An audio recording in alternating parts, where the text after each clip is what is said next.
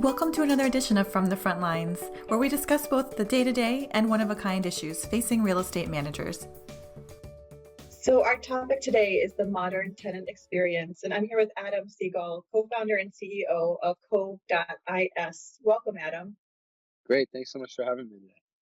So Adam, what types of experiences are the modern tenant and even residents seeking these days?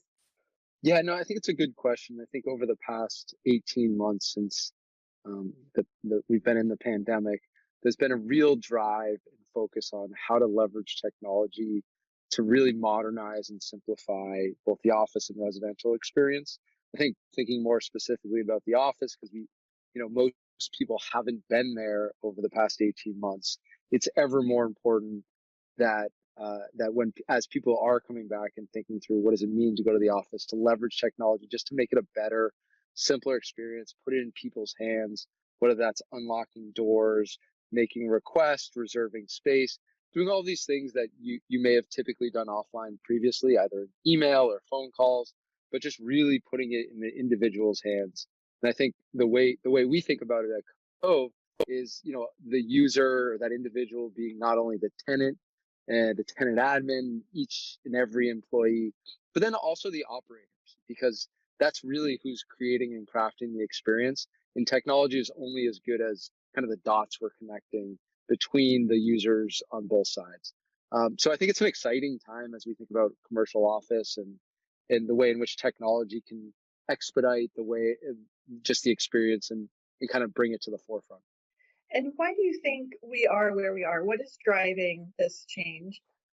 Yeah, in general, it's almost like everything kind of goes through cycles, and those cycles are getting compressed more and more with technology. So whether it was, previously we only bought in retail environments, and now, it's something like 80% of people buy online as well. So I think that these trends are just, now we have so many new tools. We have to figure out how to best optimize and leverage those tools, not only as individual users of an office, but then also as operators. There's just so much out there. It's kind of cutting through the noise and kind of taking the best of technology, simplifying it, and then putting it in people's hands to just create a better experience. And like you said, it's been 18 months plus since this pandemic started. How can building operators make office space still relevant in this environment? Yeah, increasingly tenants that we see in the market aren't necessarily looking for office space, but they are looking for solutions. And that means kind of that distinction is, we don't necessarily just need this place we can go, but we want a place or an environment where we can come together. And so there's this really interesting conversation happening now in terms of the role of the office and the future of work and future of the workplace, workforce, and how it can add value. And I think this is the dynamics and kind of the conversation have really been expedited based off our experiences over the past 18 months. But I think on the other side is this notion of the office and office space adding value to your daily experience as an employee, to your work, to your productivity. So when you think through that in more practical terms, think less in terms of, I go to my same desk every day, 9 to 5, and more so, how can I go to the office and know who's going to be there, schedule my meetings on specific days, and just get a better and different experience that you may otherwise be getting at home or elsewhere. So I think it's a really interesting time in terms of defining the office and how it's going to fit into kind of the modern workforce, modern company. Absolutely. And so, how is technology and specifically Cove technology helping to create that experience that folks are seeking? It's super important to think about the users. And for us, again, that's kind of the two-sided parts of that, which is the tenants and the employers, employees, and then the users on the other end, the property management or the operators, as well as, the ownership and asset management that's kind of crafting the overall experience together. So where we sit is kind of that go-between. How do we put everything in the user's hands, whether it's the tenant's hands, whether it's a mobile app, on-site interfaces, so everything's on display from different events that are happening, getting updates, check-in tablets, streamlining guest registration.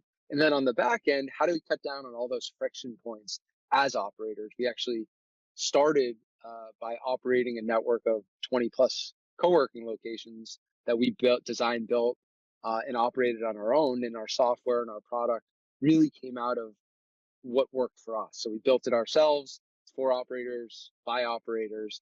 And so when we think about deployments, is how do we connect those dots between the tenants and the users, and then the back end of us as operators or property management who's on site, and cutting down on the things that kind of get in the way of your day, make it more simplified, make it happen in real time. So you can spend more time focusing on tenant engagement, or spend more time on kind of that long list of things that you're not always able to get to. Well, certainly there is a demand for this type of technology. Do you see any barriers to the adoption of this type of technology? Absolutely. I think, like anything else, there's an education component when it's new and it's something you haven't used before. And generally speaking, it's always easier to do what you know. And so when someone hands you a new tool, however great it may be, if it's not described and kind of and you're not educated appropriately in the right way and how to use it and what the long-term benefits are, you're never really going to test it out or try. So we spend a lot of time.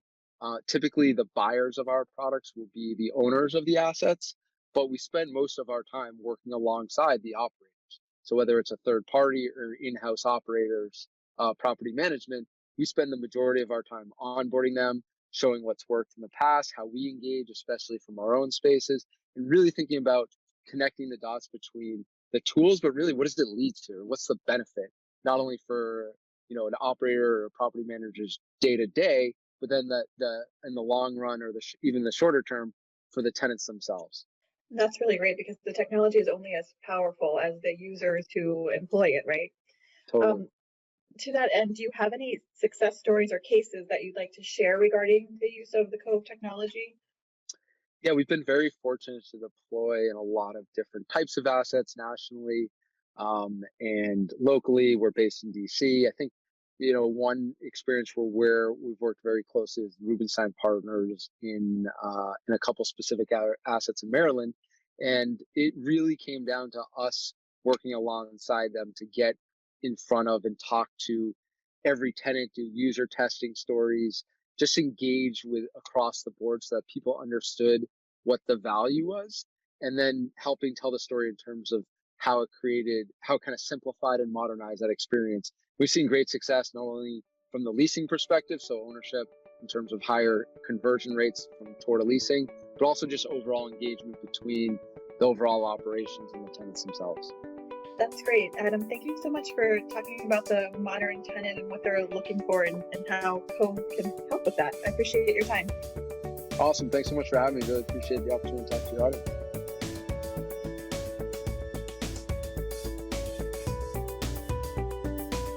Visit irom.org for more knowledge to take on real estate management's most dynamic challenges. That's www.irem.org.